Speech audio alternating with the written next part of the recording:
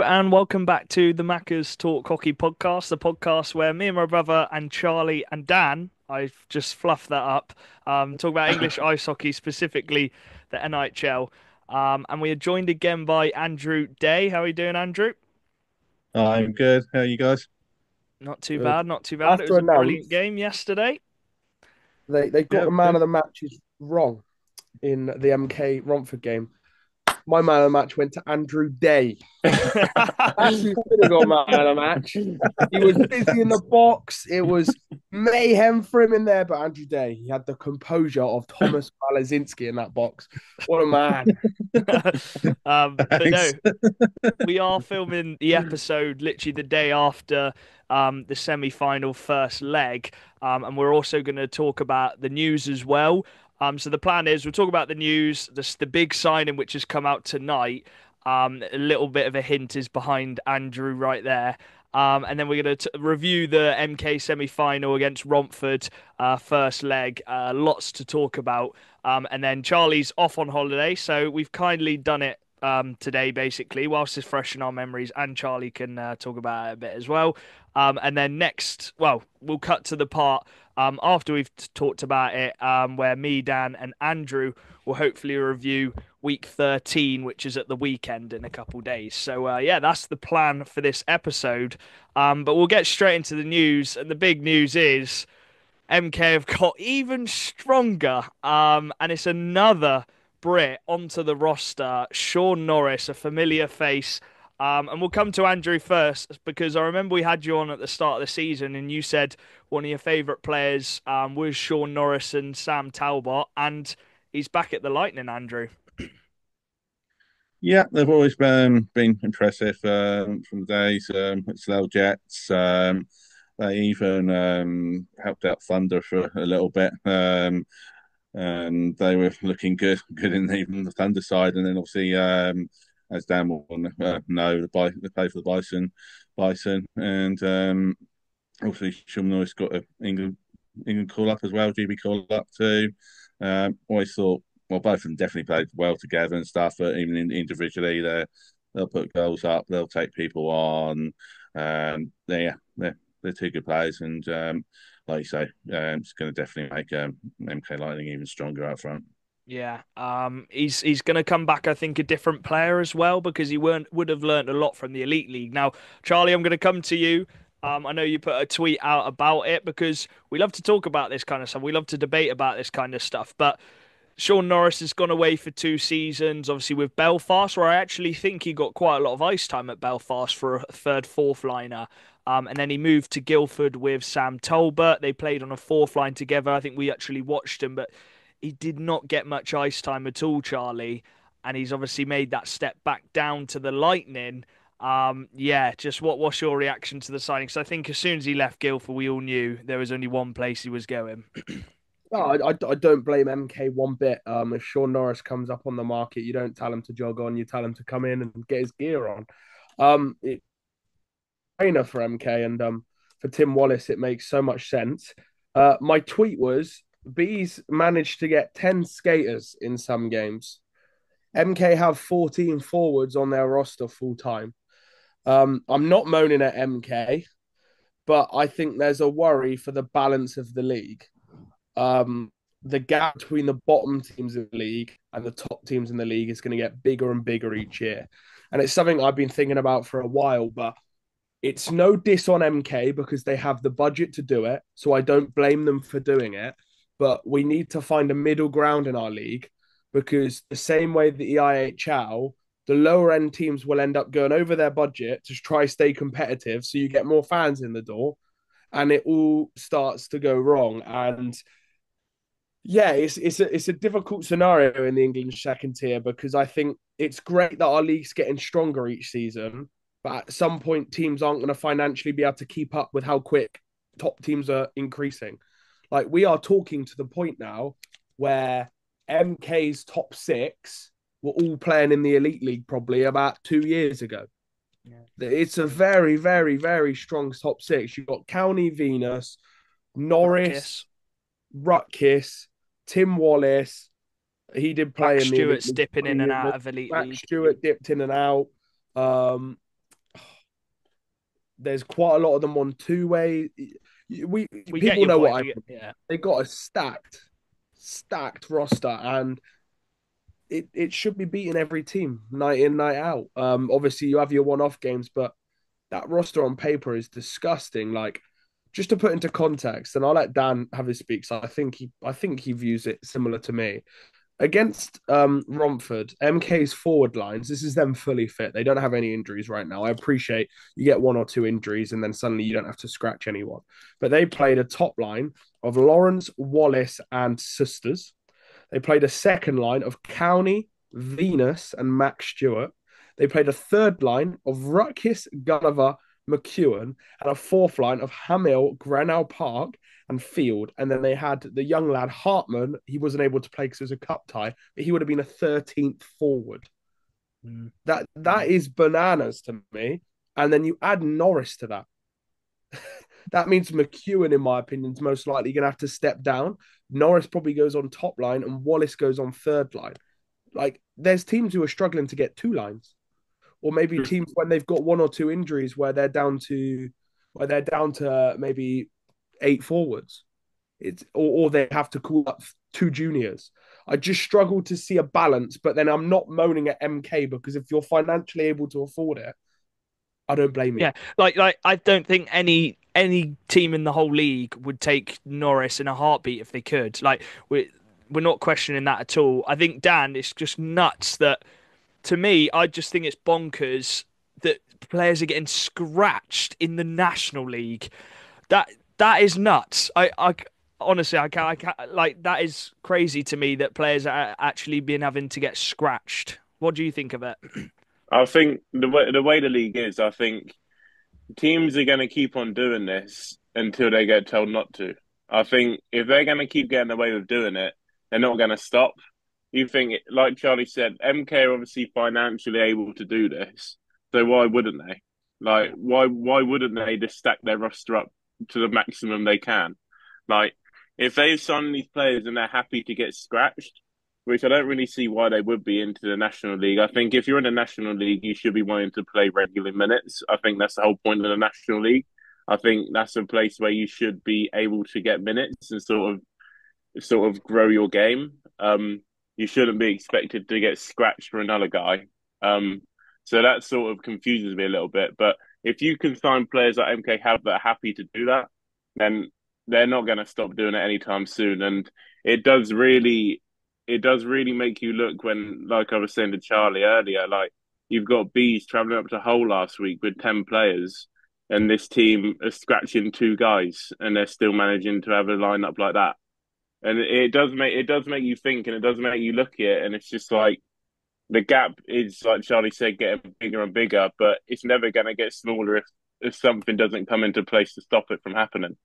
Yeah, no, I agree. But if we focus on Norris himself, we know what he's about. Obviously, Andrew's one of your favourite players to watch when you were watching the Lightning. He got in his first season with MK 68 points in 43 games, and then the second season he got even more. He got 76 points in 45 games.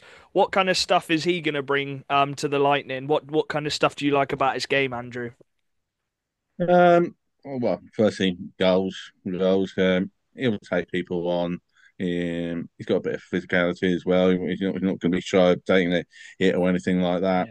Yeah. He's skilled, and yeah, as you hinted earlier, he's now got that elite experience as well. It's just going to be an experience, and I believe he even played in CHL as well for Belfast. So yeah, he's a top Brit forward, and yeah, would go into any team in Yeah.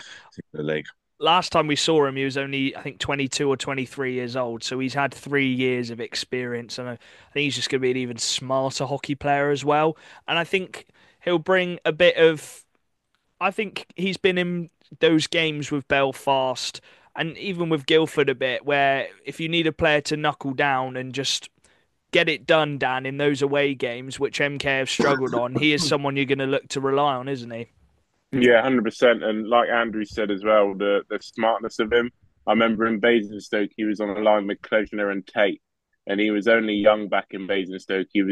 He'd only just come from Slough, and obviously it was his first time sort of in the National League, and he went on that line obviously with two unbelievable like minded guys, Yeah. and he just slotted straight in and made it better. And I think now he's gone to the Elite League, and like you say, he's got that experience. Now he's coming into an MK team with all of this quality around him. He's going to make these lines better. He's not going to just be an add-on. He's going to make these lines 100 times better, and he's going to make a difference every time he's on the ice because of that IQ and the way that IQ is improved. And IQ is such a big thing in this game, and yeah, he's going to be using every bit of IQ he's got in this MK team to win games. Yeah. If I had to take a guess, that Hartman who they've just signed, obviously they've got to scratch two players a night. I No. think Hartman might go with the Thunder maybe on a two-way. And then you're looking at maybe like Grinnell Park or even Hamill or Field, who's going to have to be scratched in some games. But obviously there might be some injuries as well. But it is a good signing. It's an unbelievable signing, and I think as soon as he left Guildford, we knew he was going to go back to MK. And it does speak levels as well that he's gone back to MK. And that he probably got treated really well there. So yeah, it's I'm not sure when he's going to play. I don't think MK have given a date yet. I still think they're trying to sort it out. But yeah, I'm looking forward to watching him. Maybe not Can't against play in the cup. Swindon. That's the one thing I will say, an interesting one. He's not able to play in the cup semi-final, and if they No, do he's make, not. I just wanted to say big up to them. Oh, is Charlie lagging for you? Yeah, yeah, Yeah, exactly. yeah, he's lagging. But Yeah, yeah, Yeah. I'll Charlie's totally agree with lagging. what Charlie was He saying. said he said big up or something like that. But while he's lagging, we'll move on to the semi-final then. And we were all there. We managed to get onto the Romford stream. So before we get into the semi-final, just a big thanks to Romford. Bumped into so many people, so many nice fans who come and said hello. And obviously they got us on the stream as well, and they were really friendly to us. So we appreciate all of that, and we appreciate everyone welcoming all of us in. Um, let's get into the first period. I think we got to break it down period by period, and it was domination by the Lightning in that first period, Andrew. It come out 2-1, but I think it could have been 3-4-5 if MK took their chances. No, I agree. I mean, I would say I was a bit worried about the tie as MK scored so early at 1:31. I I thought, know, oh, yeah. are MK gonna like wipe everything through kind of thing. But yeah, yeah, Suitors yeah scored a good goal to put them in the lead. But yeah, at least Romford managed to hold on. Did get Shootout to get the goal around 8:39, I think it was, and he felt maybe things were going to change, but then Lightning did, like, just came straight back. I I know. think it was about a minute later or Minute got something, a and minute later, yeah. Rutgers then scored. Yeah, and they they were probably they were worth the lead. I think Lightning, to be fair, in the first period, and yeah, it was It was one of them where we said in the interval, the first period interval, like they just if they'd have just put away a few of those chances, I think MK could have controlled it in the second or third. Their discipline was really good in the first period, Dan, and then it got to the second period. And as they do, Romford battled back into it. They did change it a bit. They weren't pinching as much. They weren't letting too many 2-on-1s go the other way. The amount of times MK snuck straight through the middle of the ice and had some breakaway opportunities. You've got to give credit to Ethan James because I think he made some really good saves in that first period to stop it from getting to 3-4-1. But that second period, just a bit of class. That's all it took. A bit of class from Sean Miller, toe dragging it past the D man straight in the back of the net, and then it flicked on a switch, didn't it? And suddenly the Romford crowd got into it. The Romford players, they started feeling a bit less nervous, and that's where I'd say probably the tie switched from the first period, Dan. Yeah, 100%. I think, yeah, this is going to be such a nervous game for Romford. It's like we were saying before the game, we were talking to people. It's the first time they've been in this sort of situation since Coventry, and obviously the team's changed so much since those games. And yeah, I think what Romford needed to do and what they did really well in the second period is they didn't let the game get out of reach for them. They really kept it close. And with Romford, if they can keep a game close, they're not out of any game. Yeah. And that's what they've done really well all year, to be fair. And they've gone about this game perfectly. Obviously, it did look like MK were going to take the lead and obviously take over, which they did, but they didn't. They didn't carry on. Romford managed to stop it at that, and that's what obviously when Romford get those goals and obviously they get the momentum, they were obviously able to get another goal, and that's just going to add confidence to that team, and that's just what they need. They need it in this sort of tie. They need that confidence, and they need this momentum boost. And yeah, they sort of just thrived off that, and just sort of carried on playing with momentum, and just sort of went through the game with that, and just see what it sort of took them. See where it took them really. Yeah, and you got a shout at Aleph, the hard work just to sneak that puck away from Griffin, get in front of him, and then drag it past Headley. I think some muppet in the crowd blew a whistle, and I thought the play had stopped. I thought there was like a hook in or something like that, but he took it round him, he slotted it away, and that I think that was probably the goal. I know Miller's was a really good goal, Charlie, but that was just pure hard work from Aleph to get that lead, and that was Romford's first lead in the game, and I think that kind of gave him a bit of confidence to be like, okay, we can get at these guys. How they went in the lead after that it gobsmacked me because they didn't play great for the first 30 minutes of that game, Romford. They weren't good enough, and MK were really, really good. But Romford just found a way.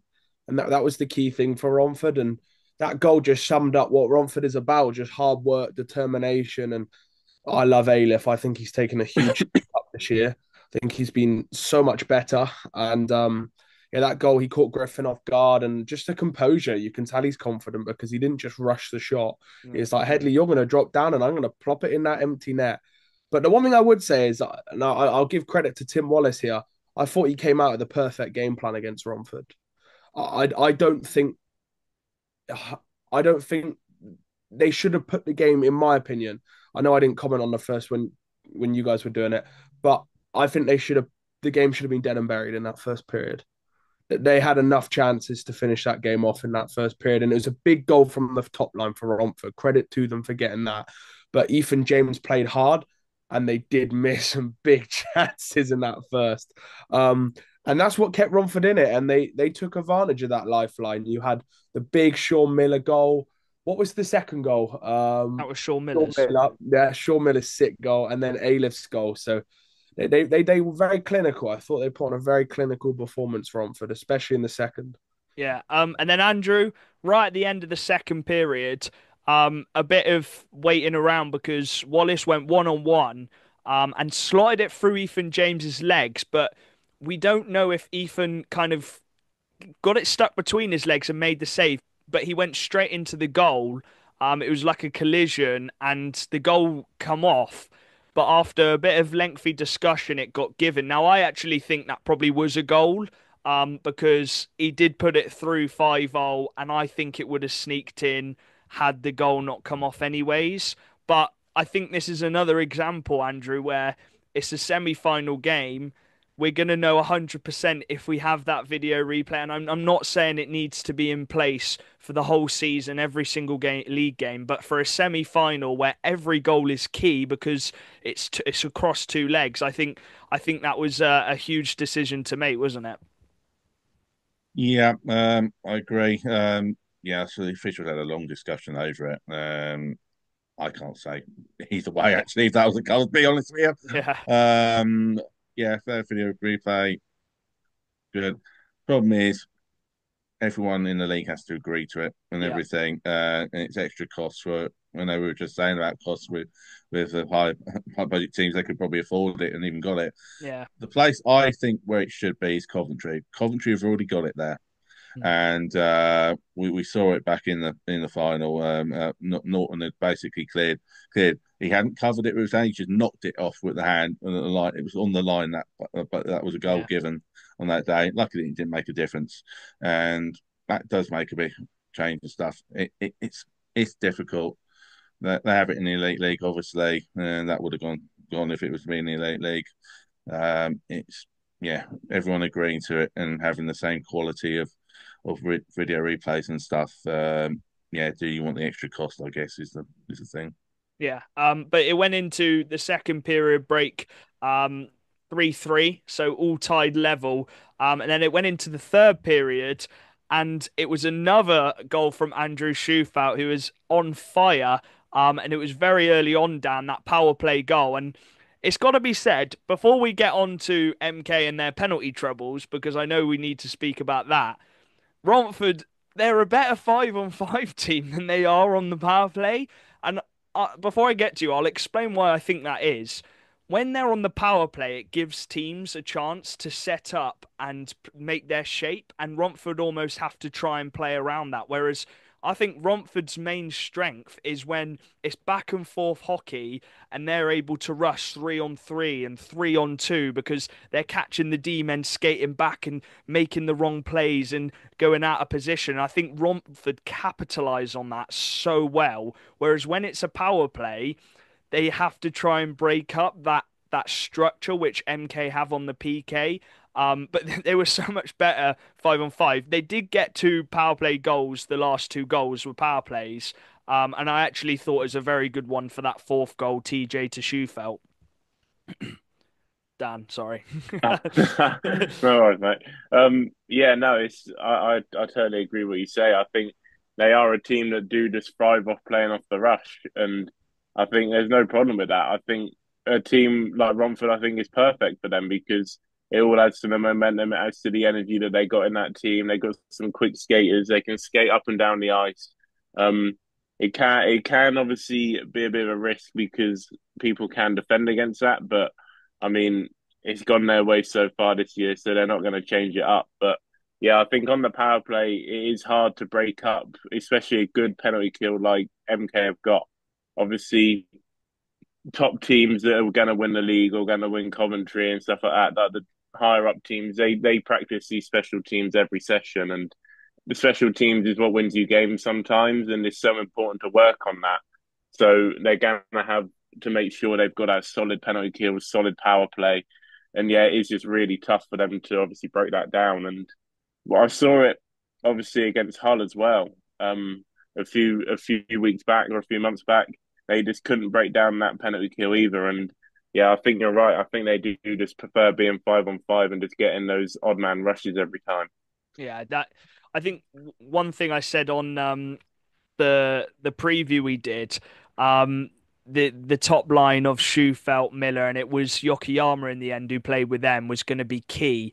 And in Romford on that against Bristol, Andrew, they scored all the goals. And then Shufelt comes into this tie, and I think he's the kind of player who prefers not having the puck, but players just to feed him because his shot is lethal. And obviously, he got a hat trick in the game, and the last two goals he scored were one timers from very nice feed. So I think he much prefers being the shooter and letting the other guys on his line play make for him. Yeah, I agree.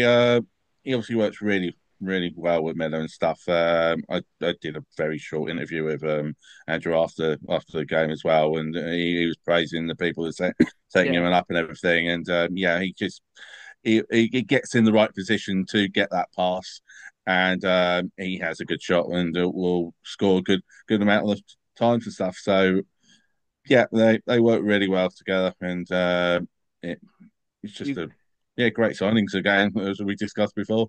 you got to credit Leish for those signings. He obviously did a lot of scouting on them and knew that they'd be able to play together on a line.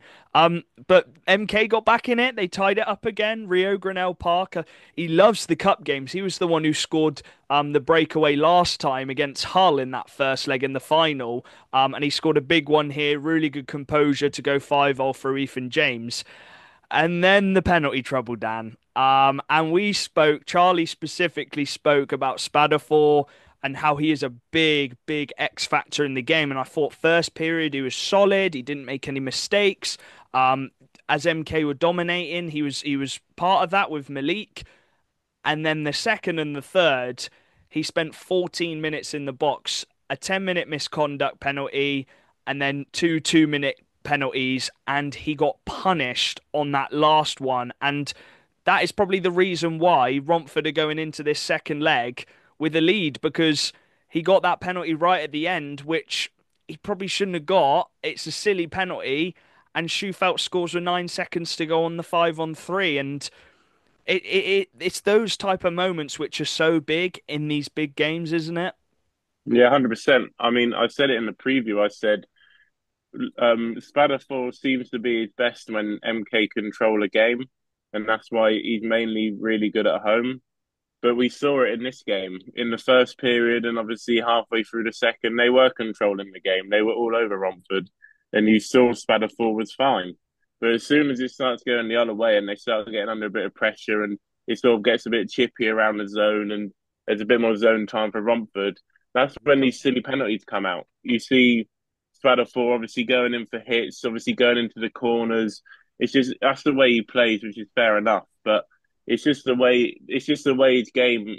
He's really erratic. He can't seem to control his game at the right points. Yeah. Like if you're finishing out a game in a cup tie and it's 4-4, you don't go make a silly play and get a penalty which could cost you, which it did.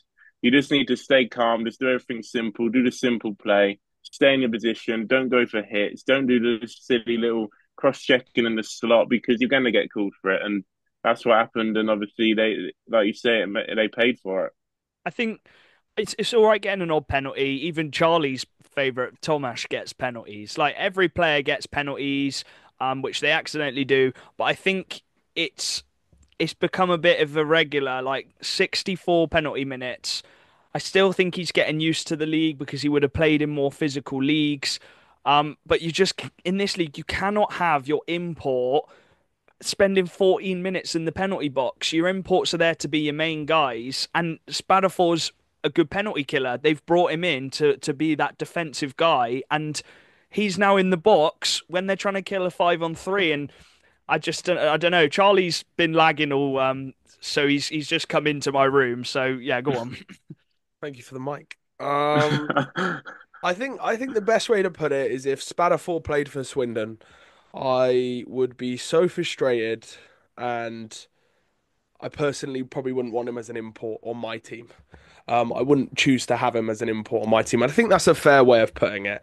I think he has positives, and I think he's good on home ice, but I, I just think as an import D man, you can't cost your team in that many games. Like it's just consistent silly moments which frustrate me. And you're a player who's going to be put out in the important moments of games. That's what you expect from your imports. They're going to be out in the important situations. And I wouldn't trust him in a cup final in the last 5 minutes. And I wouldn't want to say that about my import. With Malazinski, I want to put him out every shift if I could, because I can trust him. I know he's going to do everything right. I know he's not going to be silly. And the same with Wells for Swindon. I think I can trust him every shift he plays. I don't ever worry.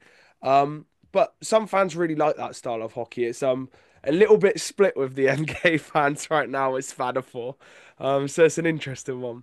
Yeah, I think he's one of them who's so physical, and obviously in our league, it's you've got to be much careful because it is a semi-professional league, and they do call a lot more of those hits, those plays, which you might get away with another league. So I think it's just a matter of learning. But Andrew, at the end of the day, it's 5-4. MK are probably the best home team in the whole league. Yes, they would have liked to come out of that with the minimum a draw or a win, but if any team's going to be able to make up just one goal on home ice, it's the Lightning, isn't it? It's finely balanced, I'd say, going into that game. First goal is going to be a big one. See if MK score that like early on, they're going to get the crowd going, and they're going to have big momentum and stuff, and obviously that put a lot of pressure on Raiders. However, if Raiders can hit one or two, maybe early, maybe quiet the scale, then they might have a bit more to control. I think Raiders personally need to go into that as if it was a 0-0 game Yeah. and stuff. Just play it as they would normally and stuff personally, and not too far off through Lightning as well. They don't need to worry about it until I say the third period. They're only one down. You can score a goal in seconds. So I think it's nicely balanced, and will hopefully be a good game Thursday. Yeah, I think we're all well, apart from Charlie, who's he's on holiday. No, he's gone on he's working. He's on a trip. I'm joking. But we'll all be there, and I can imagine it's going to be so loud, just like it was in that semi-final against Swindon last year. And they scored an early goal in that, which just made up the goal they were down last time. So it's a massive first period, Dan, because Romford did look a bit shaky in that first period yesterday, and they were maybe pinching a bit too much. They maybe holding on to the puck a bit too much, holding on to their stick a bit too much. Oh, kitties. If she jumps on the laptop, it's game over. But I think that first period is huge for Romford, Dan. Yeah, 100%. And yeah, one thing that they cannot do is pinch in that big ice on that big ice pad. They're going to get caught out. They nearly got caught out in Romford. If they do that in MK, no way they're going to get saved. They need to be really really smart hockey in the defense. They really need to sort of go up the ice a bit more composed. They can't be just skating it to the red line, dumping it in, coming back again, or skating it out behind the goal, passing it to the red line, losing it, passing it to the centre ice. They need to be a bit more controlled with how they play. They're going to get caught out so much in that big ice, and MK love the big ice. They know how to play on that big ice, and that's why they love playing at home. Is because of that big ice, and it's going to be a really, really tactical game from Romford. They've got to go into this game sort of totally different as what they would the first leg. Obviously, they've got that one goal lead, but like we've said, it doesn't mean anything in MK. They could literally get that off the first face-off if they wanted to. They did it against Hull. They scored a goal literally within like the first 4 minutes last year in the final. And it's like, in Romford, they've got that goal, bit more confidence for them, but I mean, they're just going to have to be really smart with how they play. And if they can get an early goal, then happy days, like Andrew says. But yeah, it's just going to be really tight, and it's going to be depend on who sort of starts the game, the better team, like Andrew said again. Yeah, I don't think you can go into it knowing you got a one goal lead. I know it's so hard to mentally block it out, but technically you could score first, Andrew, and sorry, you could score a couple goals and be 3 goals up in the tie, but if you lose that game 4-3, like it's all level. And I think that's it. Romford just have to take it. It's so cliche, but you do just have to take it period by period by period. Yeah, agree. What would he said? You can score goals in seconds. Um, and I think the netminders are going to be also be key and Yes. everything and Hmm. stuff. I know Dan said it, Ethan's going to be key and stuff. And I think even more at Milton Keynes, he's going to be a big key. So if he's having one of his good games, he could win it for on for just by himself. Yeah, But yeah, again, I think penalty is going to be another big one. yeah, yeah. If again, if Spatterful gets wound up and stuff, you never know and stuff. Or so keeping out of the box, obviously, another big one. Yeah, they've been quite good on home ice this year, actually, in terms of discipline. Um, I just think if they're a bit more clinical, like they were in that, like they should have been in that first period, it could be quite high scoring. But hey, you can't write off these Romford boys, as you said, Andrew. They will not give up until that final buzzer. Anything else to add, Charlie, on that final? Before we finish up on the preview or the review slash preview. The prediction king is on track. Spatterfall wants to watch, and I think that one turned out as a very interesting one to watch. And I said Romford will go in with a 1 goal lead, and they will lose it by 2 goals in the MK rink. Thank you. Such a One thing muppet. I will mention is obviously we didn't mention last time, but I Oh yeah, mentioned about is we had the Slough guys and stuff, yeah, and if say the Moors get together, Seb is a nice talent as well, yeah. so he could be a threat as well. For the quick play, they're quick players as well, Christian and Seb, and obviously Luke as well. He's a grinder, so they might like that big ice pad as well. But yeah, it's set to be an absolute corker of a second leg. It's 5-4 to the Raiders, but that can change in an instant. We'll be there next Thursday or this Thursday as you're watching this episode, 7:45. If you see us, make sure you come say hello. I don't know actually where we're gonna sit or stand, Dan. We're still yet to decide, but yeah, we'll see wherever we're welcome, really. Yeah, wherever welcome. We'll be in the ring somewhere. Um, Yeah, as long as we're not on the ice. Otherwise, if you see us on the ice, when you know, that's when you know there's been a problem. yeah. Um, But no, honestly, we're just here to give our opinions and a MK. They're the best home team. So let Best team in the league right now. well, they are. They're top of the league. The fact that the fact that there's been a lot of stuff on their fans forum and they're still top of the league, I just think speaks levels to how this season's gone. The only other bit of news I was gonna say is I've forgotten the news I was gonna say. So yeah, we'll end that bit there. And then we'll cut now to Dan, Jack, and Andrew in the future to review week 13. Charlie, have a good trip. So yeah, we'll see you in the second part. Hello and welcome back. Obviously we've pre-recorded our reaction and review of the first leg of the semi-final between MK and Romford. We're now back, me, Dan, and Andrew, to review week 13. And there is a lot to talk about, so we're going to try and get it through it quite quickly. Otherwise, this episode's just going to drag on and on. So thanks for joining again, lads. And we'll start with the news. Now, the first bit of news was Aidan Wilson has left the Romford Raiders. Now, he has been playing with the Five Flyers, been training there. Obviously, he's a Scottish lad. But he's left Romford, Andrew. Do you think maybe it's just to get up north so he doesn't have to travel all the way back down and up all the time and he's getting some ice time with Fife? I was under the impression sometimes he was staying down here with the Impulse, I think he but was. yeah, but I think it was a bit of a loss. I quite liked him. I thought he fitted in quite well and everything. But I don't know the exact reasons, but I do know, speaking to him, he was enjoying his time playing with Five Flyers. So, and as you say, he's not near to his home. So, I would hazard a guess that might be the reason. Yeah. I think he can play at this national level. I think he's proved it at the start with the Raiders that he can be a solid depth guy, that bottom six guy who's gonna hound, who's gonna press the puck. So be interesting, Dan, if he does get a two-way. With no disrespect to Aidan, I think he's going to be in and out of the Fife lineup. Obviously, they've got Ben Brown as well, who's very talented. So I think it's all well and good being able to train with Fife, but I think we could see him possibly go on a two-way, maybe like Ben Brown in the SNL or a more local team, maybe even Solway. Who knows? I'm just guessing around, but just so he can get even more ice time, I guess.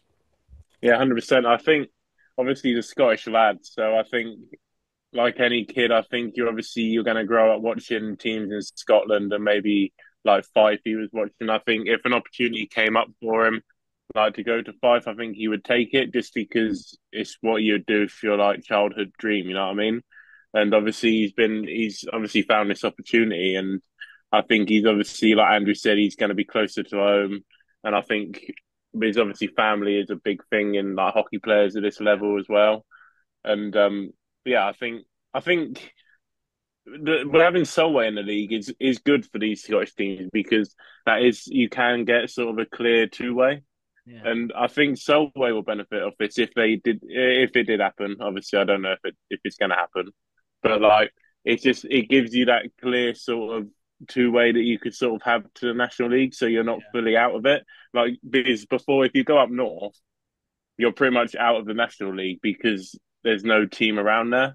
But Yeah. with Solway there now, it gives you that sort of little link. So you don't know what's going to happen in the future, and obviously he's going to obviously keep his eyes open as well. Yeah. The other one, I don't know if it's been confirmed or not, but I saw a few Romford fans putting it over Facebook about Jacob Ranson. Obviously, we've had Ranson on the podcast before. He hasn't really been playing with Romford, I think, for the last few weeks now. So I'd assume that he's probably not part of the team anymore. It'd be interesting to see if he does go elsewhere. I know he has got another job as well as hockey as well. So yeah, I don't know what's happened to Jacob, but we wish him good luck whatever he's doing. And then the final bit of news, Andrew, you mentioned just off stream about well, you're probably better at talking about it than I am. But the women's qualifiers. So do you want to talk about that?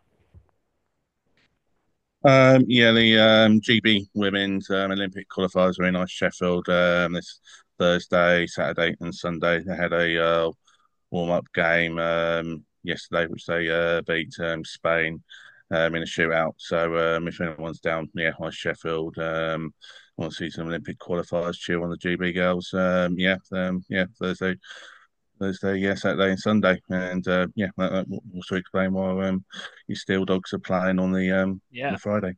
Yeah, Steel Dogs are playing on Friday against the Phantoms, which kind of frees up that weekend for the women's qualifiers, like you said. So the men weren't quite able to get through to the Olympics. So hopefully the women's team can get to the Olympics, so we can support on some British ice hockey.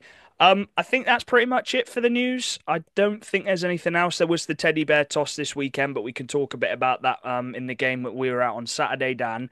And we'll start on the Saturday. And the early game was one you were actually at, Andrew. And it was the whole Seahawks versus the Raiders. And the Seahawks finally got over that hump, obviously beating the Bees.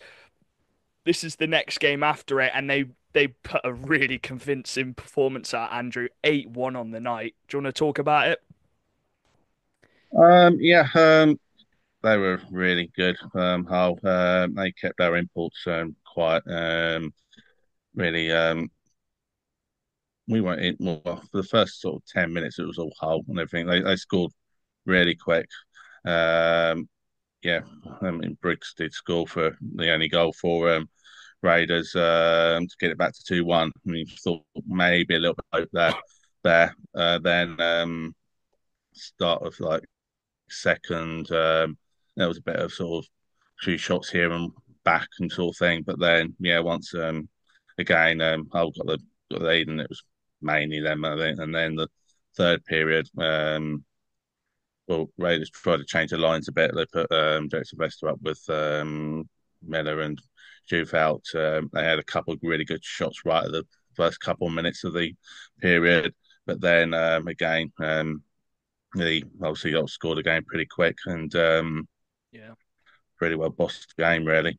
Yeah, a lot of different scorers, but Sobchak extends himself at the top of the points. He got a hat trick. Obviously, he's got a lot more assists than goals, but that'll be nice for him to get a few goals on the score sheet. And then Callum McGill, shout out to him. Obviously, he was on the podcast last year. We've been doing this for a long time, but he was on the podcast for our Solway special. Oh no, it wasn't a Solway special. It was last year at the start of the season. He come on for when he was playing for the Sharks, but he got his first goal for the whole Seahawks. Bruton on the score sheet as well. So a really convincing win for the Seahawks, who are just very strong at home. Bagged out to cover it. Yeah, Yeah, I we tried to carried count. You were saying about Callum, and I like said, yeah, he scored a goal, and then I just kind of went on a bit about the Oh, whole okay. whole Seahawks defense were actually also highlight for Seahawks as well was all the forwards that you would Yeah, expect. yeah, yeah. Oh, I was just gonna say it was a really convincing performance. It just shows when they are on it, they're gonna score a lot of goals at home. They've got so much firepower. Obviously, Bonner getting on the score sheet. Bruton as well scored a nice goal. So yeah, and it's another high scoring on the Sunday, which I'm sure we'll talk about. Then it was our game next, Dan. Swindon Wildcats versus Solway Sharks. Probably wasn't quite as entertaining as some of the games this weekend, but it's the perfect coach's performance. I think if you ask any coach what kind of scoreline would you want in a game, it would be a 3-4, 5-0 shutout win. I, I, this is no disrespect to him, but I think it just credit to Swindon because I didn't even notice Dunbar and Gardiner. We closed them down so well, Dan. And when you close those guys out, credit to Solway, they battled the whole 60 minutes. They were missing 4 or 5 guys, including Alderson. They had Torren Anderson out as well. They had Hare, I think, was out. Boyd was out. So they were missing a lot of guys, but we shut that top line down and they just really struggled to create that offense, didn't they, Dan? Yeah, they did. I think he really sort of Alderson this year is a totally different guy, and I think you really miss the sort of energy that he brings to that team. And not only obviously on the ice, but also off the ice. I think he's just a really good guy for the locker room. Just really gets the boys pumped up. And yeah, you did miss him a lot that game. And compared to how you see Solway when we went there, obviously for the weekend, when you sort of see how they play and you sort of saw him on the ice, you never missed him. And Yeah. I think Solway really did miss that energy, but I think their offense just wasn't there on that night. I think their D was fine. I mean, they conceded Yeah, they three did. goals, Ma like was three. very good as well. Yeah, 100%. And obviously, three goals against Swindon at home is not bad at all. Like conceding three isn't bad, but the offense just wasn't there to back it up. And I think if their offense was there, it could have been a lot tighter. And I think that was just a sort of letdown for Solway that game. I think we really saw the chokehold of the Swindon defence, which we've seen a lot Yeah, this season. Compared to last season, you're just seeing the massive improvement. Obviously, getting Bradley and Wells in. Now, obviously, getting the teddy bear toss goal. So many teddies thrown on the ice. I don't. I said this to some people. Every year it looks like there's more teddies. I think there was more teddies this year, but I don't know if it just looks like there is more because we only have it once a year. But still, probably one of my favourite traditions in ice hockey. You don't get it in any other sports. So everyone throwing their teddies on the ice, and I actually was trying to gather the teddies off the ice, and someone threw a teddy at my face, and my glasses went flying. So thank you. I think it was Lewis Nell actually. So cheers, Lewis, for that. I got a little scar on my nose as well. But yeah, the Wildcats closed it out. Shout out to Renimar. Shut out 21 shots. And he saved every single one of them. But it was. We talk about those Gardiner and Dunbar. I think we're going to be talking about them on the Sunday games a lot. Let's move on swiftly to the Leeds Knights and the Berkshire Bees. Now, the scoreline 6-1 to the Knights. You'd assume they just got the business done. Get on to the Sunday. Try and not get any bans. All of this. Dan, Andrew, it was not that. It was absolute chaos. It does sound like the referees did lose a bit of control of this game. There, when I tell you Balaz had a fight, Goodbye was apparently a third man in. Brown had a fight. Morris had a fight. Who else had a fight? Perry had a fight. Bailey Perry had a fight. Griffin had a fight. It was just Cathcart had a chaos. fight. Oh, Brown as well. Yeah, Brown. He went off. He did actually. We're only going off this little video which we've seen, which is quite far away. But he was holding his hand as he went off. So hopefully Kieran Brown's all right. But Dan, we know what Morris is like. Yeah, he just likes to wind up players, doesn't he? And he's managed to just cause chaos, hasn't he? Oh yeah, he loves it. I mean, it seemed like it was a boxing fight and a bit of hockey got played. Um, but yeah, Morris is an instigator. He loves it. He loves getting under people's skin. It's just the way he plays, and he's the type of guy that, obviously, like we said before, he's the type of guy you love having on your team, but you hate it when you're playing against him. And yeah, games like this is sort of that's his bread and butter. If he can really wind up the other team, that's job accomplished for him. And I think yeah, it just got a bit out of hand. It sounded like it got out of hand from the start, and Yeah. I think it just sort of snowballed as the game went on. I think what people are saying about the refs is obviously the refs should have stopped it before it got bad, and I think in the end it just ended up with the players sorting about themselves, and obviously that's always going to end bad if it gets that way. Yeah, I And think. but the refs are obviously there to try and stop Yeah. that from getting worse. Like it's all right having the one fight, and then you sort of stop it for the rest of the game. But it just, yeah, just looking at it, it just sort of got worse and worse, really. Well, Andrew, looking at the goal scoring times, Leeds was 6-0 up after 22 minutes. The game's dead and buried. The Bees have nothing to lose, I guess. Tensions were flowing, and it seems like after it just all went gung ho, the game just died off. There wasn't a single goal after that. And yeah, it just sounded like chaos, didn't it? From what we were reading on Twitter and Facebook. Yeah, yeah, that's what I've got to go by. Really, the game sheet and the little clip, and yeah, what I've seen and heard. Yeah, yeah, well, it's been 6-0 down. I mean, maybe that was these tactics just to maybe wind up some of the better Leeds players. I don't know, and see if there's any hope in getting a magical comeback or something. But maybe I don't know. Maybe the officials had a word with them on the second period break and just told them to sort it or something. I don't know. Yeah, it does seem a bit of a chaos though. I think we were due one of them games. Dops was quite quiet the last few weeks, and it's now been a very busy week for them. They are checking Morris and Kieran Brown, who look like they might get suspensions.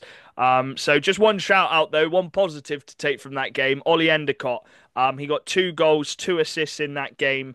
He had a really good game on the Sunday, which I'll talk about in a bit as well. So big ups to him because I knew he had quite a tough little last few weeks trying to get on the score sheet and the points, and this was a really big weekend for him.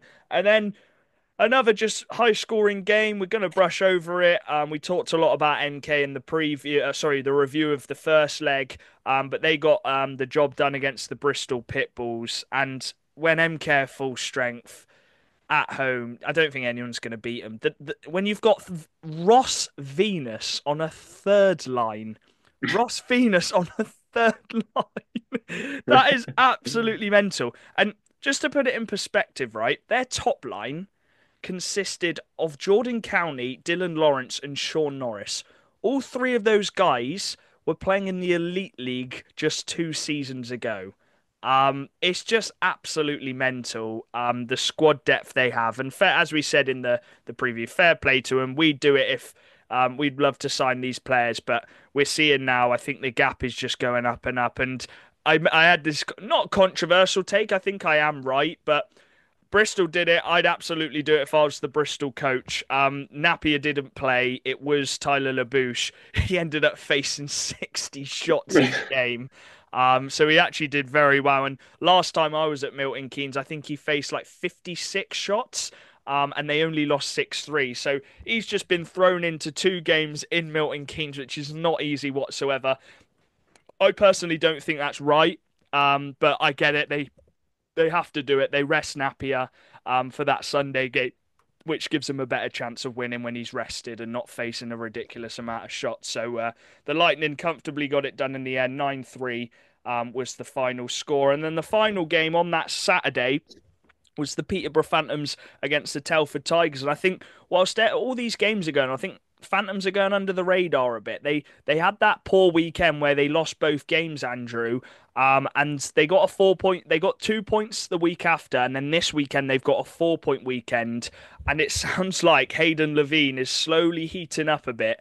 He faced 51 shots on that Saturday night in Peterborough, and he saved 48 of them. So I think he's starting to find his way in the National League a bit because, as you said, I think it was last week, he has been a bit hot and cold, but he's had a really good couple weekends, hasn't he? Yeah, I agree. This weekend's had a really good one.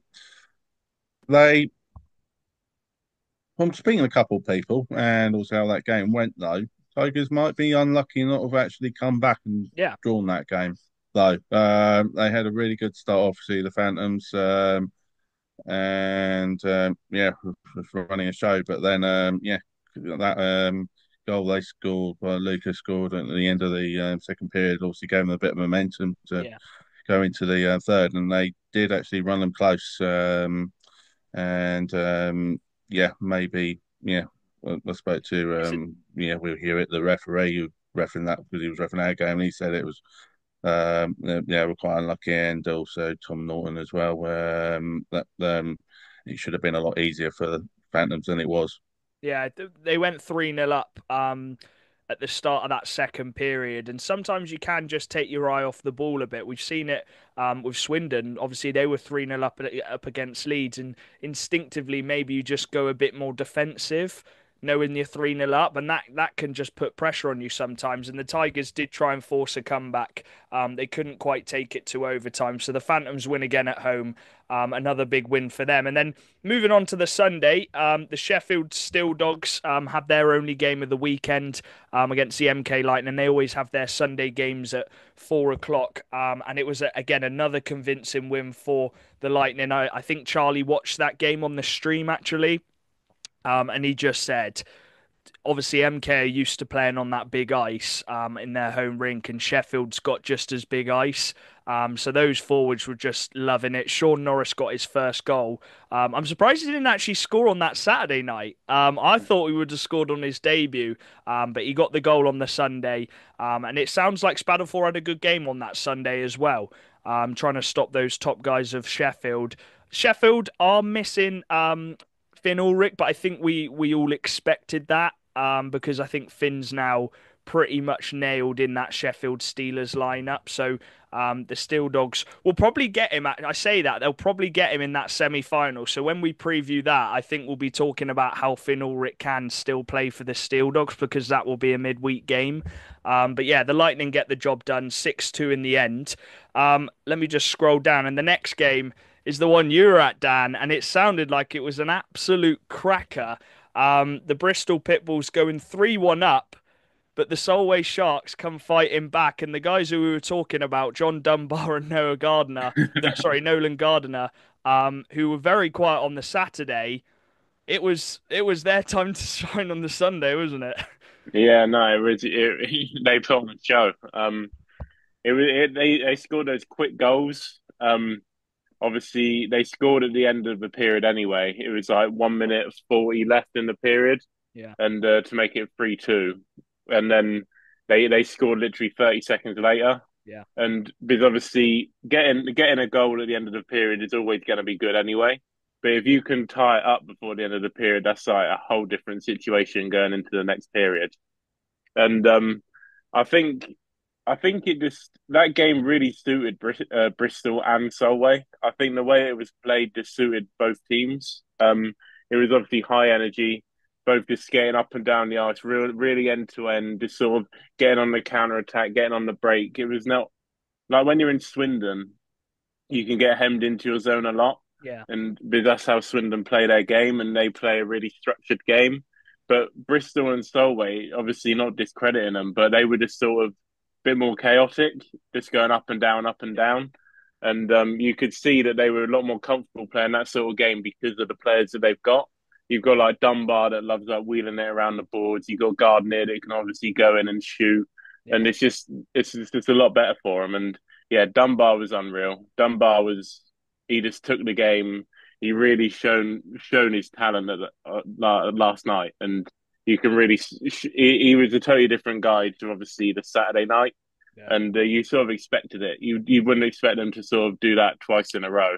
yeah. And I was also saying, obviously, I know they do the travel a lot, but they're always gonna do better when they've obviously rested fully when they're Yeah, that's a good from there point. already. You know Yeah. what I mean? Like Swindon when they went up to Solway, they're obviously going to be fully rested and they're not going to have that long travel to the rink and stuff like that. But it was a game of highlight reels, I think. I mean, the Yeah, go on. Harewood Do you want to goal, mention this Harewood short-handed goal then? oh, it was unbelievable. Like it just, Harewood's got skill, and when he's one on one with a D man, you know he's going to do something. And he got really close to obviously he got really close to Mar, and he thought, oh, he sort of run out of space here, so he sort of cuts inside, then he cuts back to the other side, and it's like he just sends Mar the other way, and it's just a real highlight reel goal. But in my opinion, the Napier save with 30 seconds to go, the save is 100% better than the goal because it's just the timing of it. It was obviously 4 all, 30 seconds to go. If Dunbar gets that, then that's game over. Surely, like 30 seconds. And Napier's obviously way out his goal. Obviously, put it into the group chat, and he gets back and brings out the AHL days, brings his stick up and just lifts the puck over the net, and it's just like wow. It's just like unbelievable, And and it's everyone's like chanting they Tommy. weren't even chanting. I think they were just in shock. I think Tommy was in shock as well. I think it was just everyone was just like, "How did that not go in?" Yeah. And you saw the Solway bench and the Bristol bench just went mental. And it was just like the end of that game was just unbelievable, and the overtime was also just as good. Yeah, it just this just seems to be cracker after cracker at that Bristol Pitbull Arena. As you said, Dunbar getting 4 goals, an assist on the one he didn't score to Gardiner. Harewood getting a pair. I'm going to say this right now. He is, for me, the player which gets me out of my seat the most. Every time I watch Harewood, I'm just like, how he is so skilled. And that goal just proved it alone. One little thing, Smetham scored a really big goal as well. Three did he? minutes to I go, heard his and celly he was good tied it as up. well. Yeah. It was a really good goal actually. He was skating in against four guys, just sort of dangled it and just shot through the screen. And Yeah. then they did the unleash to the crowd. One last thing for that, I did hear that Butler got sent off, I believe, Yeah. a 5+ game. It He's was it been was the right call. he's It was been the right call. so good this season. Obviously, he got that opening goal of the game as well. I think that was his 10th goal of the yes, 10th goal of the season And that was a as a wraparound as well. defenseman. Was A it? wraparound. Yeah.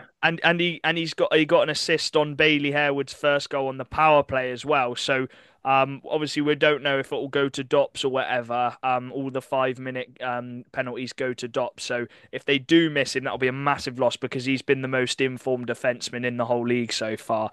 But an absolute No, cracker. also Both teams get a point. Nick Price wasn't playing either. Oh yeah, yeah. He warmed up, but he came out with like 15 minutes to go and warm up, and his hand was like strapped up. Did like a few like stick handles and like skated around, but I guess it just didn't feel right. And Someone so he didn't play. So that's a big factor as well. That they I didn't did have see a few Price. people saying he did a hit on the Saturday, but I don't think that was related to him not playing, Dan, No, because Dops I'm didn't not put sure. anything out about Nick Price missing it either. So we'll have to see what happens this week. But as you said, both teams get a point. I bet that bus journey home, that coach journey home, the 7 hour, 6 hour trip from Bristol back up to Solway was absolutely buzzing. And then the second game you were at, Andrew, again, just a tough weekend for Romford, especially when they got that semi-final second leg on the Thursday against the Peterborough Phantoms. I think were they 4-1 down? They make the comeback to 4-4, and then Peterborough do what they do in those away games, got that goal and just shut the game down. Do you want to talk through the game? Yeah, they got an early goal, and I thought just like Hull did the day before, and I thought, oh, here we go again. I thought, Austin Mitchell King getting the first one, but luckily then and Drew Felt then got one shortly after. But then it was like three quick goals, but then they Vance came straight back again about 30 seconds later, and Norton got his first of the evening. Um, and then Marco got penalty, which well, it was that top line of Luca and uh, Arthur and Lachlan that was Just a joke, aren't they? just you can't stop really on a power play often and stuff. They just really good and yeah, a great first period by Phantoms. They were worth their lead, but obviously Raiders got shaken up in the period break and they came out really well. The goal from Zach Yokoyama helped going into that period, and then nice goal from TJ and Brandon, was good on the night as well, got the goal, and then another one. Luca then got a goal. Sorry, Luke Ferrari got a goal, and the second will square at 4-4. Going So it into was the all to play final for. period. But then penalty problems with I didn't actually see this call, so I can't really say what went wrong. But speaking to some people, they thought it might have been harsh. But Sak Yakiyama got a 5 minute to sort of a check into the head, Did he get and sent off, or was it just a 5 minute? it was a full send off. Really? 5+5 game. That I think it does roll into cup games as well. So Romford will be hoping that it doesn't get a ban, I'm guessing. Yeah, we're thinking. Well, yeah, I think I'll be surprised if it doesn't get appealed or whatever, or will get looked at anyway. It will, so we'll see. Yeah, they're probably hoping that at least the game bit goes because if they get that, it's potentially I think 6 games or something like that. I'm not sure, but if not, but we'll have to see. Hopefully, the next couple of days they'll have to Yeah. decide on that one. They did actually kill the 5 minutes, but it's just Yeah, I saw that they when just didn't score them. yeah, but then it's like you see a lot of the time, just those few seconds after after you've killed it, they're still dangerous. And Tom Norton got his second of the night, which ended up being the winner. There was a few other penalties through the game. Yeah, they pulled James right at the end and had the timeout and everything just to try try and get the goal. Yeah, Peterborough did um, a slaver and killed it off, and I think they are as I said about that Saturday game, they're getting on a roll a bit. They're picking up a few wins. Romford's not an easy place to go to, and it's nice to see Norton. He's a proper nice guy as well. Obviously, we've had him on, and him getting that game winner as well. But I think as for Raiders, obviously they'll be hoping Yokoyama's not banned. I don't know if like Laystrom could step in for that one game, possibly. I don't really know how his injury's looking, so he probably won't be able to. they can't But because he's not allowed to replace an import with an import. He no, you're can't not allowed. ask that question, so he wouldn't be able to. So yeah, it will be a tough one in Milton Keynes, but they're gonna have to just try and reset. It's another game now. Yes, it's probably the toughest game you could go into MK away, but they have got a lead. So they're just gonna have to put this weekend behind put this weekend behind them. And also, I think that was their fifth game in what 7 days. So it does take a toll of you at some point. But the Phantoms getting the 4 point weekend, a big weekend for them. The Leeds Knights then against the Swindon Wildcats, and I got the opportunity of commentating this game, stepping in literally 10 minutes. I got a message, 10 minutes till face off. I got a message saying, Jack, could you do commentary? So I was like, yeah, I'll do it. Stepped in, didn't have any notes or preparation, but luckily we know the National League like the back of our hand, don't we, Dan? Oh So yeah. I got a lot of good feedback, which was nice, and a really good game to commentate on. Just two top teams going at it, third versus second. If the Wildcats won, they would have got within 2 points. If the Knights won, they would have gone 6 points ahead. So it was a really big game. And the Knights took on that aggressor role, obviously being at home, being the younger team. They got a lot more shots on goal. I think they doubled Swindon's shots. But you always knew if Swindon had that one chance, they were going to take it. And Malazinski got a bit lucky with it falling straight back to his stick, but he got that 5-on-5 goal, gave them the lead. Finn Braden, Ollie, and Gallagher. We saw that line down right at the start of the season, and we said that line is going to be chaos. And 20 seconds in, or just less than 20 seconds into the second period, they just race on 3-on-1. It was a bit of a lucky bounce to Gallagher's stick, but Ollie plays a really nice pass back to Braden. They almost did like a 1-2, tied it up. I think I was actually probably not celebrating, but I was more vocal on the Leeds goals because it was a Leeds night stream. Bebris then whacked one in the top corner. He was unbelievable. He shut down some of those top guys. Dan, we were talking in our group chat with Charlie. He's a different type of D-man to a lot in this league, but he just the way how far he can reach his stick. He just pushes players off the puck. And I love that he's pushing forward a lot more this year. We've always got a forward to cover him if he does go forward, and that's exactly what happened. He put one in the top corner. But the Knights got a power play opportunity. McMullen fired it in. He was unbelievable. He was the best player on the ice that game. And then Rennie Mar, he got our player of the week, the Macca's Talk Hockey Players of the Player of the Week. He pulled off one of the most clutch saves. I'm gonna have to send it to you, Andrew and Dan. Literally 2 seconds to go. Matt Barron drags it onto his backhand. Rennie Mar just sticks his toe out and manages to just toe the puck away. It was heading into that empty cage. And that literally got the Wildcats probably a point. So fair play to Rennie Mar. He faced 51 shots on the night. The Wildcats did get a too many men penalty, a little mistake, which I do feel a bit bad for because I don't think Bebris realised that there was a player at the other end and there was two down here and he hopped on. So too many men and Jordan Buesa come on and slapped it in the back of the net. Kitty's come to join. But it was an unbelievable game. Thank you for letting me on to the commentary. I'd love to do another game in the National League with two teams which isn't Swindon as well, even though I love doing it for Swindon. Just I think I'd be even better if it was an unbiased one. Dan, what do you reckon? No, I Well, am, yeah, I I am I unbiased. think I think I was really unbiased. So I got a lot of people saying I kept it really fair. no, I thought you were really biased.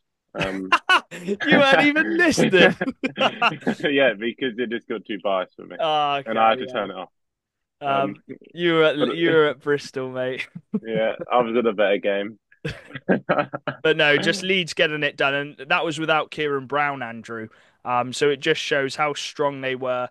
They're always going to be a threat, no matter if they've got one big player out on their home ice. The only game they've lost is on penalty shots to Milton Keynes, which I think is just a lottery draw anyway. So it just shows it's so tough to go to Leeds and get a win. I think that's a point gained for the Wildcats. I think because and it's a hard working point, the amount of block shots we have. So yeah, it's not easy to get a point up in Leeds, is it, Andrew? I think Romford struggled when they went there as well. Yeah, well, we've got them this weekend, home well, up at Leeds this Saturday, and Have then you? back at the Sapphire on Sunday. So yeah, after a game on Thursday at Lightning, it's a pretty hard run for them. Yeah. Milton Keynes, Leeds. What were you going to say, Yeah, Dan? I was just going to say about Rennie Maher in that game. I think it's quite positive that he had a really good game because it can be tough. Obviously, the Saturday game, Yeah. he obviously got a shout out, but he didn't have the most like action-packed It's only game. 21 shots. And like you go into Leeds, it's totally different environment, totally different team, totally different way of like offense. It's just like you come into that game almost like, even though you played the Saturday, you almost come into it cold, and so it can be tough to sort of get into that game. But it seemed like Rennie was absolutely lights out, and like Aaron said last year against MK, the goalies is what gives you a chance in games, and Yeah. it seemed like Rennie gave you every single chance you could get. Oh, he's been a different level this season. He has stepped it up. A lot of netminders have actually. Ethan James, he's stepped it up from last season. With these import goalies, I think it kind of forces these Brits goalies to just step up. Sam Gospel made some ridiculous saves as well, but you just expect it from him at this point. He's just that good. He's so mobile, the way he moves around the goal just to make those saves, which only he could make. And then the final game of the weekend, Andrew. I don't know if you were following the score when you were at Romford, but it was an absolute stonking game. The Tigers going 5-1 up in the first period, and the whole Seahawks captain, Bobby Chamberlain, just said, right, I'm going to put the team on my back here. He has a fight with Deacon Fielder, and then he goes and scores 4 goals the rest of the game. Just a ridiculous game with Lee Bonner getting the overtime winner as well. So, yeah, that is just. I bet the bus journey there as well, Andrew, back home was buzzing. yeah, I'm sure. Actually, speaking to some of the people at Hull on Saturday, they said they don't usually do quite well over in Telford. And when I saw they were 5-1 up and down, I thought, yeah, they're probably having that again. But then, yeah, later on, yeah, well, I think someone else the other week was saying about Bobby as well, how he's like picking it up, being captain and stuff. I think that was Charlie actually. Yeah. So yeah, that was it. And well, yeah, like you say, he's out there made a captain's performance there, and yeah, and got the team back in the game, and well done to them getting a 4 point weekend. Yeah, I think Dan. Obviously, them losing 6 in a row. They lost to Telford. It was a big cup game as well earlier on in the season.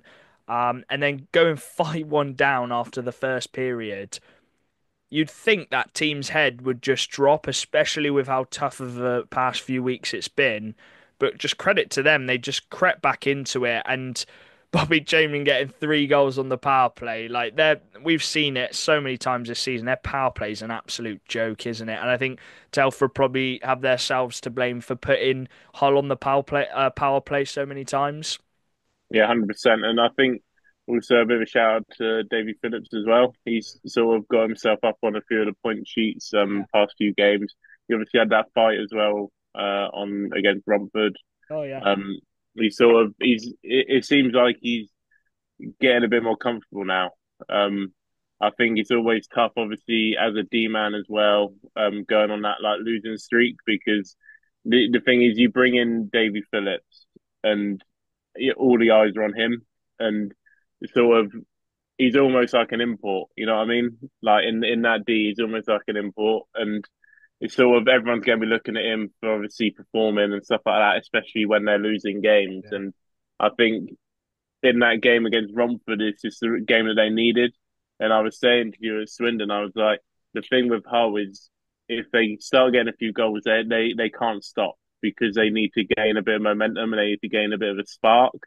And obviously, David Phillips obviously had that fight and obviously got that spark going for the team. And I think that was just a game that they needed. And I mean, getting that comeback win in Telford as well, that's going to only do good things for that dressing room. And it's Yeah. just sort of getting a bit of life back in that room. And they're sort of like coming out of that game. I know we went down 5-1, but look, we came back and we won the game. Like, this is what we can do. And we know we can do it.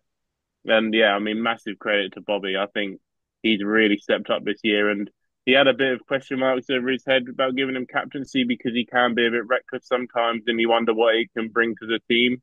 But I mean, if he's using that reckless sort of, obviously having the fights and stuff in a good way, and obviously pumping up his team, I think he's a perfect captain for it. And I think that's the captain that Hull have wanted for all this time. And Yeah. did he get an assist that game? Who? Bobby Chamberlain? Yeah. No, I don't think he did, but he So he didn't get a Gordie Howe. no, he didn't get an assist. He didn't quite get the Gordie Ah, Howe. poor. It was Phillips you mentioned actually who got the assist for Yeah. Bonner's winner. So yeah, both of them have been really good the last few weeks, and we said it once they got that win against Berkshire, they're going to go on a little win streak now, and that's a big comeback for them. Looking at the standings then. The MK Lightning stay top of the table on 39 points, but the Knights have played one less game and they're only 2 points behind. So it's so tight between them two. The Wildcats are still in third, a 3 point weekend for them, which is not bad whatsoever. And then the Phantoms have gone from sixth place up to fourth with that 4 point weekend. So it's very tight though. Romford are on 28 and Wildcats are on 32, and that's third to seventh. And then the playoff battle's really tight as well. You got Telford on 20 and the Solway Sharks on 22, Bristol on 19. So it is still really tight. I think the Bees are struggling. Obviously, they've had a few games where they've only had 10, 11 scares. I know they had a few more guys back this weekend. And then the mayhem happened in that game. But they are kind of everyone's pulling away a bit from the Bees, points wise. So we'll have to see what happens in the next few weeks with them. Anything else to add, lads? I know we talked a bit about Thursday, but it is a big game, Andrew. We're all going to be there. I don't know where we're going to be sitting yet. But do you think it's going to have an effect on Romford? Obviously, MK are going to have so much momentum getting the 4 point weekend, and then Romford obviously not getting any points this weekend. Or do you think it will just be a different vibe because it is just that one semi-final game? Um, I think a bit of both possibly there, Yeah, and I think I've said it before. I think we were in the preview about who's going first and stuff, and getting the momentum on Thursday is going to be a big key. Um, yeah, hope what we'll say. Sean Barry got a puck into his mouth on oh, Saturday and play on Sunday. He was there, so hopefully he'll be playing. But so yeah, hopefully he'll be all right. Um, I think yeah, we're somehow gonna have to sort the D out, and hopefully James will have one of these good games and stuff to yeah. keep them quiet. I think, but yeah, we'll see. It's all to play for. Yeah, they just have to try and put the weekend behind them. Yeah, Norris won't be allowed to play in this game. Obviously, he's not played a cup game. And Malik is back, I think, so that's good news. He did get stretchered off. You have to be so careful if it is a possible neck injury. But he missed the Saturday to take off, and then I think he did play on the Sunday. I don't know how much ice time he got, so that's a good positive that he's all right, and he'll probably play on the Thursday as well, which means MK will probably be full strength at home. It's set to be a cracker. Anything else to add? I think that's everything. I think Charlie might be back from a holiday, but he wouldn't have watched any of the games, so I don't know if we'll have him on or not. But we'll definitely have you back, Andrew, to review the second leg of the semi final on Thursday. But yeah, anything else to add, Andrew, or just full steam ahead for Thursday. No, I think you're right. Just full stream ahead, like you said. Nice one, Dan. Anything else? Lad, ready for Thursday now. Ready for some more hockey. Nice one. If you do see us there, make sure to say hello. We love having a chat about hockey. We could talk about hockey for ages. Nah, we don't like hockey that much. So Boring sport. But Boring. what I will say as well, if there is any teams which aren't too far, which need me to do any commentary in the national, I'm more than happy to do it if Swindon aren't playing. But yeah, we'll see how it goes. I really, really enjoyed it, and I appreciate all the feedback I got from it. So yeah, we'll see you in the next episode. We'll see some of you guys on Thursday. Let the game commence. I'm absolutely buzzing for it. So yeah, thanks for joining, Andrew and Dan, and we'll see you next week. Peace.